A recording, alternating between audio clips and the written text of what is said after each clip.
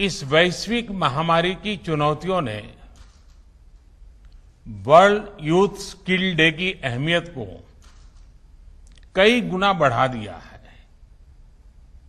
एक और बात जो महत्वपूर्ण है वो ये कि हम इस समय अपनी आजादी के 75 वर्ष का पर्व मना रहे हैं। 21वीं सदी में पैदा हुए आज के युवा भारत की विकास यात्रा को आजादी के 100 वर्ष तक आगे बढ़ाने वाले हैं। इसलिए नई पीढ़ी के युवाओं का स्किल डेवलपमेंट एक राष्ट्रीय जरूरत है। आत्मनिर्भर भारत का बहुत बड़ा आधार है। बीते 6 वर्षों में जो आधार बना, जो नए संस्थान बने, उसकी पूरी ताकत जोड़कर हमें नए सिरे से स्किल इंडिया मिशन को गति देनी ही है। साथियों, जब कोई समाज स्किल को महत्व देता है तो समाज की अपस्किलिंग भी होती है, उन्नति भी होती है। दुनिया इस बात को बखूबी जानती भी है, लेकिन भारत की सोच इससे भी 2 कदम आगे की रही है। हमारे पूर्वजों ने स्किल्स को महत्व देने के साथ ही उन्होंने इसे सेलिब्रेट किया, स्किल्स को समाज के उल्लास का हिस्सा बना दिया। आप देखिए, हम विजयादशमी को शस्त्र पूजन करते हैं, अक्षय तृतीया को किसान फसल की कृषि यंत्रों की पूजा करते हैं, भगवान विश्वकर्मा की पूजा तो हमारे देश में हर स्किल, हर शिल्प से जुड़े लोगों के लिए बहुत बड़ा पर्व रहा है। हमारे यहां शास्त्रों में निर्देश दिया गया है, विवाह दिशु यज्ञशु गृह आराम विधायके सर्व कर्मसु संपूज्यो विश्वकर्मा इति श्रुतम। अर्थात विवाह हो, गृह प्रवेश हो या कोई और यज्ञ कार्य, सामाजिक कार्य हो, इसमें भगवान विश्वकर्मा की पूजा, उनका सम्मान जरूर किया जाना चाहिए। विश्वकर्मा की पूजा यानी समाज जीवन में अलग अलग रचनात्मक कार्य करने वाले हमारे विश्वकर्माओं का सम्मान, स्किल का सम्मान। लकड़ी के कारीगर, मेटल्स का काम करने वाले, सफाई कर्मी, बगीचे की सुंदरता बढ़ाने वाले माली, मिट्टी के बर्तन बनाने वाले कुम्हार, हाथ से कपड़ा बुनने वाले बुनकर साथी, ऐसे कितने ही लोग हैं जिन्हें हमारी परंपरा ने विशेष सम्मान दिया है। महाभारत के भी एक श्लोक में कहा गया है, विश्वकर्मा नमस्तेस्तु विश्वात्मा विश्व संभव। अर्थात जिनके कारण विश्व में सब कुछ संभव होता है, उस विश्वकर्मा को नमस्कार है। विश्वकर्मा को विश्वकर्मा कहा ही इसलिए जाता है क्योंकि उनके काम के बिना, स्किल्स के बिना समाज का अस्तित्व ही असंभव है। लेकिन दुर्भाग्य से गुलामी के लंबे कालखंड में स्किल डेवलपमेंट की व्यवस्था हमारे सोशल सिस्टम में, हमारे एजुकेशन सिस्टम में धीरे धीरे कमजोर पड़ती गई। साथियों, एजुकेशन अगर हमें ये जानकारी देती है कि हमें क्या करना है, तो स्किल हमें सिखाती है कि वो काम वास्तविक स्वरूप में कैसे होगा।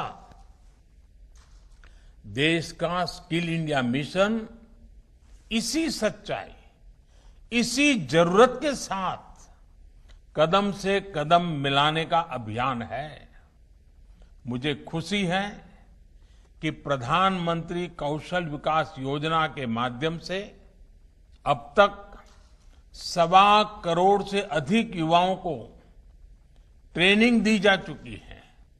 साथियों, मैं एक और वाक्य के बारे में आपको बताना चाहता हूं।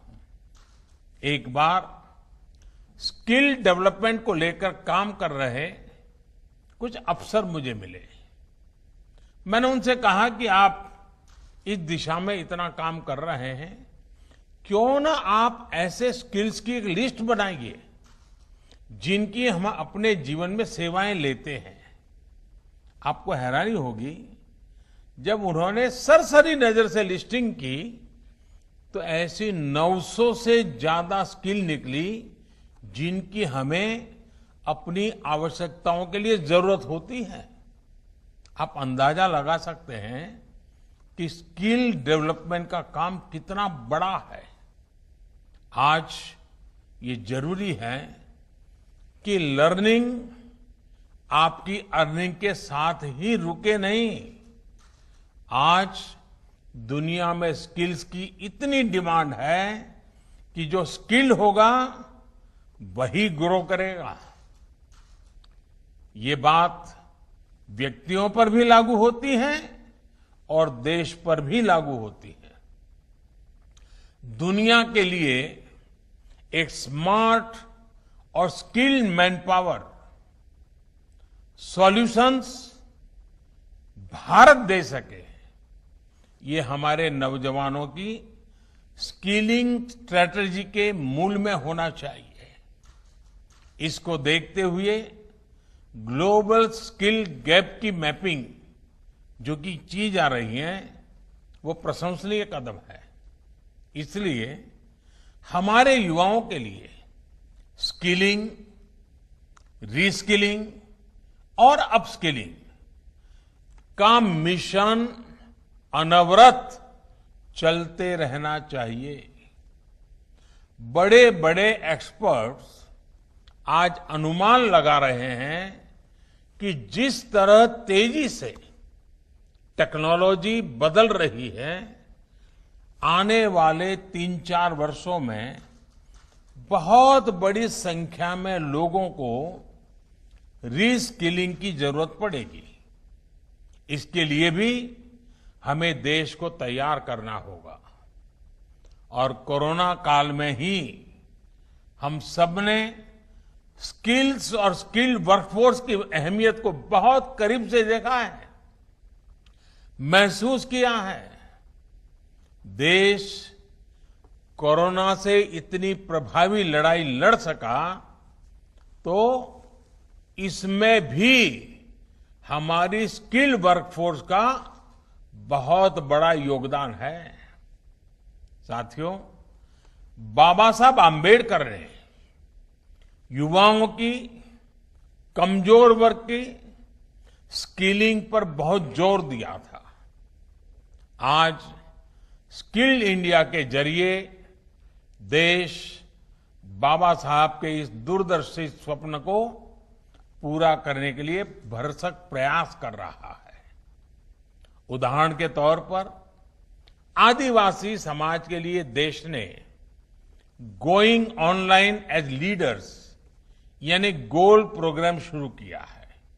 ये प्रोग्राम पारंपरिक स्किल के क्षेत्रों जैसे कि आर्ट हो, कल्चर हो, हैंडीक्राफ्ट हो, टेक्सटाइल हो, इनमें आदिवासी भाई बहनों की डिजिटल लिटरेसी और स्किल में मदद करेगा, उनमें एंटरप्रेन्योरशिप डेवलप करेगा। इसी तरह वनधन योजना की भी आज आदिवासी समाज को नए अवसरों से जोड़ने का एक प्रभावी माध्यम बन रही है।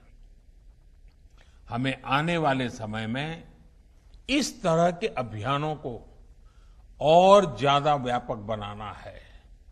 स्किल के जरिए खुद को और देश को आत्मनिर्भर बनाना है। इन्हीं शुभकामनाओं के साथ आप सभी का बहुत बहुत धन्यवाद।